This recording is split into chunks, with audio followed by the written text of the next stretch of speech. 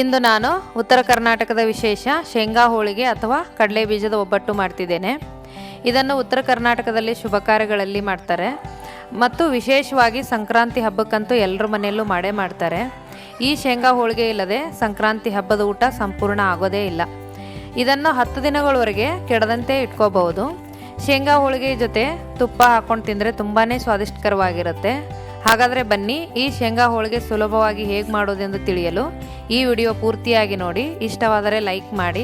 ಆದರೆ ಅದಕ್ಕೂ ಮೊದಲು ನಮಸ್ಕಾರ, ಪಾಕಶಾಸ್ತ್ರ ಚಾನಲ್ಗೆ ಸ್ವಾಗತ. ನಾನು ಸುರೇಖಾ ತಳ್ವಾರ್.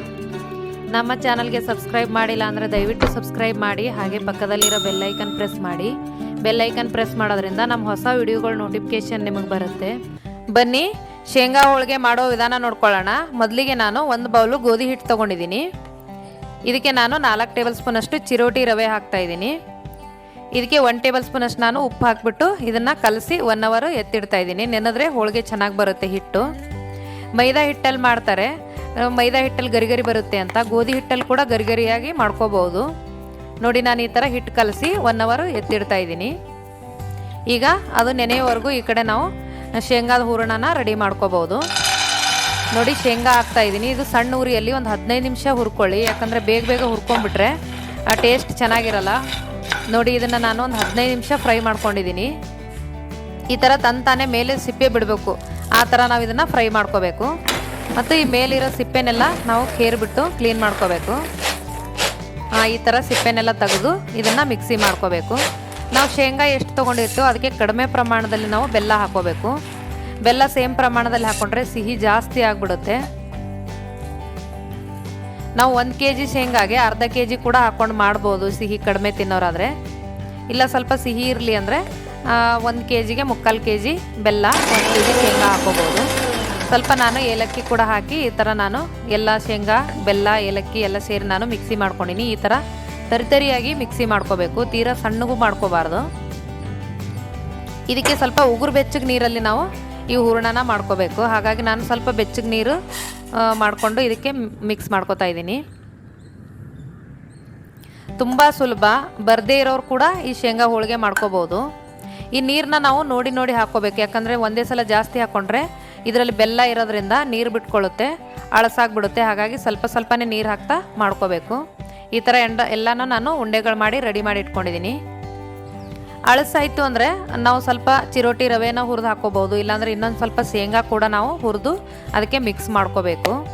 ನೋಡಿ, ಸ್ವಲ್ಪ ಒಣಗಿಟ್ಟು ಬೇಕಾಗುತ್ತೆ ಅದಕ್ಕೆ. ಅದು ಕೂಡ ನಾನು ಗೋಧಿ ಹಿಟ್ಟು ತೊಗೊಂಡಿದ್ದೀನಿ. ನಾನು ಮೈದಾ ಹಿಟ್ಟು ಯಾವುದೇ ಕಾರಣಕ್ಕೂ ಇದಕ್ಕೆ ಬಳಸಿಲ್ಲ, ಆದರೂ ಗರಿಗರಿಯಾಗಿ ಬರುತ್ತೆ. ನೋಡಿ, ನೀವು ಯಾವ ಥರ ಬೇಕೋ ಆ ಥರ ನಿಮಗೆ ಅನುಕೂಲ ಆಗೋ ಥರ ಇದನ್ನು ಹೂರಣನ ಹಿಟ್ಟಿಗೆ ತುಂಬಿಕೊಂಡು ಇದಕ್ಕೆ ಎಣ್ಣೆ ಹಚ್ಚಂಗಿಲ್ಲ, ಹಿಟ್ಟು ಹಚ್ಚಿಬಿಟ್ಟೆ ಮಾಡ್ಕೋಬೇಕು. ನೋಡಿ, ಈ ಥರ ಮೀಡಿಯಮ್ ಸೈಜಲ್ಲಿ ಲಟ್ಸ್ಕೋಬೇಕು. ತೀರಾ ತೆಳುವಾಗಿ ಲಟ್ಸ್ಕೊಂಡ್ರೆ ಶೇಂಗಾ ಹೋಳಿಗೆ ಚೆನ್ನಾಗಿರಲ್ಲ, ಸ್ವಲ್ಪ ದಪ್ಪನೇ ಇರಬೇಕು. ಸ್ವಲ್ಪ ನಾನು ಮೇಲೆ ಎಣ್ಣೆ ಹಚ್ಬಿಟ್ಟು ಇದು ಸಿಮ್ಮಲ್ಲಿ ಇಟ್ಕೊಂಡು ಬೇಯಿಸ್ಬೇಕು. ಹೋಳಿಗೆ ಗರಿಗರಿಯಾಗಿ ಚೆನ್ನಾಗಿ ಬರುತ್ತೆ. ಇದು ಆ ಥರ ಬೇಯಿಸೋದ್ರಿಂದ ನಾವು 10 ದಿನದವರೆಗೂ ಇದು ಹೋಳಿಗೆ ಹಾಳಾಗಲ್ಲ. ನೋಡಿ, 2 ಸೈಡು ಸ್ವಲ್ಪ ಎಣ್ಣೆ ಹಚ್ಕೊಂಡು ನಾವು ಇದನ್ನು ಸಿಮ್ಮಲ್ಲಿ ಇಟ್ಕೊಂಡು ಬೇಯಿಸ್ಕೋಬೇಕು.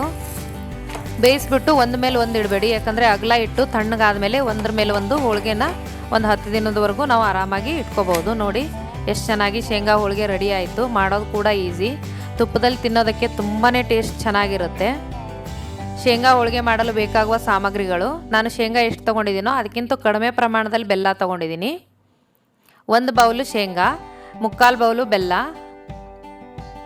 ನೋಡಿ, 1 ಬೌಲ್ ಇದೆ ಶೇಂಗಾ, 3/4 ಬೌಲು ಬೆಲ್ಲ ಇದೆ.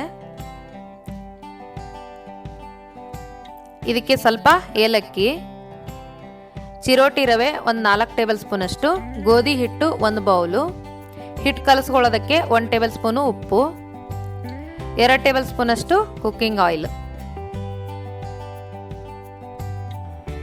ಈ ವಿಡಿಯೋ ನಿಮಗೆ ಇಷ್ಟವಾದರೆ ಲೈಕ್ ಮಾಡಿ, ಶೇರ್ ಮಾಡಿ, ಸಬ್ಸ್ಕ್ರೈಬ್ ಮಾಡಿ.